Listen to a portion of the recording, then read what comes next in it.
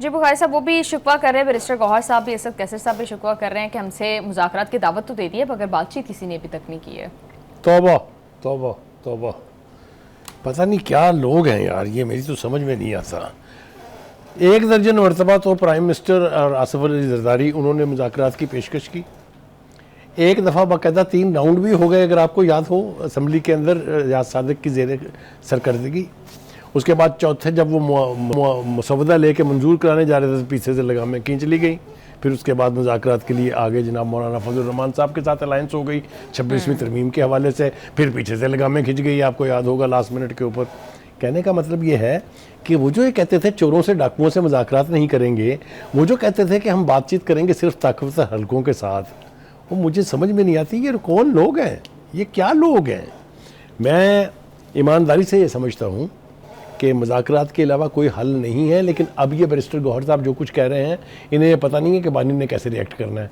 अरे अभी हाल ही में तो रब्ता हुआ था ना वज़ीर आला KP के सुहेल अफरीदी और गौहर अयूब का इंटीरियर मिनिस्टर के साथ और फलाह के साथ, तो क्या कहा था बहनों ने, अरे फैमिली के बगैर आपने मुलाकात की उनसे, आप होते कौन है मिलने वाले उनसे, आप होते कौन है बातचीत करने वाले उनसे। PTI तो कभी तैयार ही नहीं हुई इस हुकूमत के साथ बातचीत करने के लिए, और जिन 1-2 दफ़ा में हुई थी आपको पता उसका एंड रिजल्ट क्या निकला। लेकिन ठीक है, हैविंग सेड दैट, इस किस्म के क्राइसिस का हल सिवाय मुज़ाकरात के है कोई नहीं। ठीक है, ठीक है जी। बुखारी साहब एक और मामला है, पहले कहा गया PTI की जानिब से कि बजट तब तक पास नहीं करेंगे जब तक बानी से मुलाकात नहीं करवाई जाएगी, फिर कहा कि बजट पास करना अवाम के फ़ायदे में था, अवाम का नुकसान होता है इसलिए बजट पास करना पड़ा। अब कहा जा रहा है कि विफाक को जो फंड्स देने हैं इजाफी वो सिर्फ तब देंगे जब बानी से मुलाकात करवाई जाएगी। आप उनका मुँह चढ़ा रही हैं क्या कि उन्होंने पहले क्या कहा फिर क्या कहा, फिर वापस ले लिया फिर कहा, फिर भाई बात यह है अगर आप बजट में ग्रांट नहीं देंगे तो जो आपको माल मिलता है मरकज से वो कौन देगा आपको, नहीं समझे आप। हाँ। NFC के तहत जो शेयर है अगर आप उनको ग्रांट नहीं देंगे तो वो आपको आपके हिस्से का सरमाया जो है वो क्यों देंगे। सब कॉन्स्टिट्यूशनल राइट है इसीलिए। तो ये कॉन्स्टिट्यूशनल राइट नहीं है कि सूबा ग्रांट दे। तो कहने का मतलब ये कि पहले भी ये भागे थे उससे, याद है ना, उन्होंने कहा कि जी अगर आपने ये ना किया तो बानी ये कर देंगे, अपने ये ना किया तो ये कर देंगे, इससे भी भागेंगे। इसलिए कि कॉन्स्टिट्यूशनल रिक्वायरमेंट जो है वो इलेक्टेड हाउस और इलेक्टेड गवर्नमेंट की जिम्मेदारी है, किसी के बाप पर कोई एहसान नहीं है ये। तो उन्हें वो सब कुछ करना पड़ेगा जो सूबे ने करना है, तभी मरकज़ वो सब कुछ करेगा जो सूबे की तरफ मरकज़ के लिए कंपल्सरी है कि वो ये करे। तो ये गिव एंड टेक है। इनके अपने अंदर जो सूरत हाल है वो आप देखिए कि पहले कहा बजट पेश नहीं करेंगे अगर बानी से मुलाकात ना होने दी, फिर कहा बजट पेश करना तो अवामी ज़रूरत है और ये कॉन्स्टिट्यूशन कंपल्शन है, ये तो हम करना पड़ेगा। इनके अपने अंदर क्या हो रहा है, अलीमीन गंडापुर ने जो बैंड बजाई है आपके चीफ मिनिस्टर साहब की और उनके फैसलों की और उनकी पॉलिसियों की, वो आपके सामने लंबी तफसील है, बैठेंगे बयान करने के लिए तो वक्त बहुत ज़्यादा गुजर जाएगा। लेकिन उसने ये कहा है कि वो सब कुछ हो रहा है, कहता है मुझे बेवकूफ़ ना बनाए क्योंकि मैंने तो खुद बहुत सौ को बेवकूफ़ बनाया है, कह रहे हैं ना। हाँ जी। तो कहने का मतलब ये है कि वो कहते हैं कि अवाम के साथ आप बिट्रे ना करें अवाम को, अवाम के फ़ायदे के मंसूबे जो हैं उसके ऊपर आप फोकस करें। और साथ ही साथ उन्होंने ढके छुपे लफ्ज़ों में कह दिया कि अब तक सूबे में कुछ नहीं हुआ है। हाँ जी, उन्होंने कहा है कि सूबे के अवामी मसाइल हल ना होना हमारे इज्तिमाई तौर पर जो है वो नाअहली है। देखे ना, मैंने कहा है ना कि ये अंदर के लोग बोल रहे हैं ना, तो बाहर का तो नहीं कह रहा ना। Ali Amin Gandapur is an important person of the PTI, अपने लोग ये कह रहे हैं। और फिर नाराज़ ग्रुप का तो मैं अभी तज़किरा जानबूझ के नहीं कर रहा ना, उनको भी तो सख्त एतराज़ात है ना पॉलिसियों के ऊपर, उनको भी डिस्ट्रीब्यूशन ऑफ फंड जो है उसके ऊपर भी सीरियस रिजर्वेशंस हैं।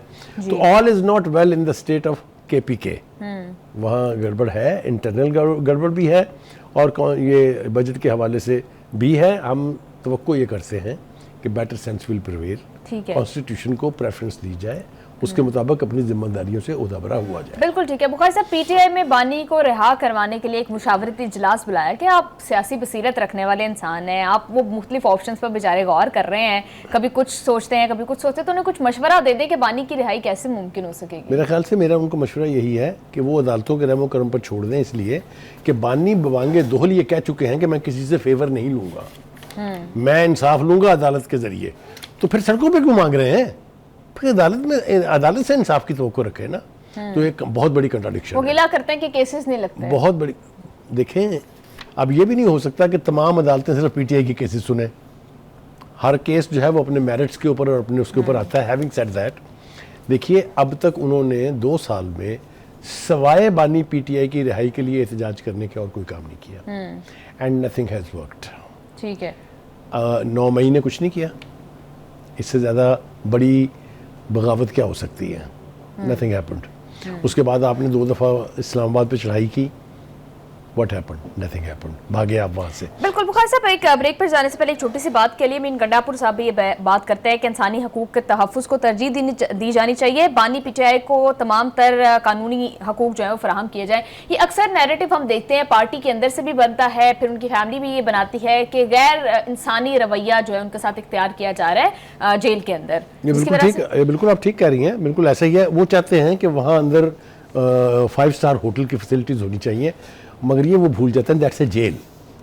जेल में जेल मैनुअल के मुताबिक ही मिलती हैं, और जो फैसिलिटीज़ उनको इस वक्त मिली हुई हैं, जो उनके ओपोनेंट पॉलिटिकल लीडर जिन्होंने जेलें काटी हुई हैं वो कहते हैं कि हमने तो कभी ख्वाब भी नहीं देखा था इसका।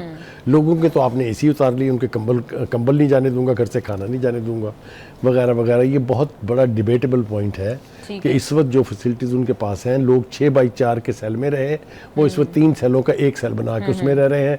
एक्सरसाइज की मशीन उनके पास है, टीवी उनके पास है, अखबार उनको मिलते हैं, किताबें उनके पास है। I don't know what more facilities do they want. इलाज उनका पिम्स जैसे बड़े अस्पताल में हो रहा है, सो एंड सो। कहने का मतलब ये है, ये सब कुछ आप गाली दे के गिरेबान में हाथ डाल के हासिल नहीं कर सकते। बिल्कुल ठीक है बुखारी साहब, बिल्कुल ठीक कह रहे हैं। इसी के साथ प्रोग्राम में एक ब्रेक शामिल कर लेते हैं। ब्रेक से वापस आकर हम आज़ाद कश्मीर और गिलगित बल्तिस्तान के सियासी हालात पर नजर डालेंगे। साथ रहिएगा।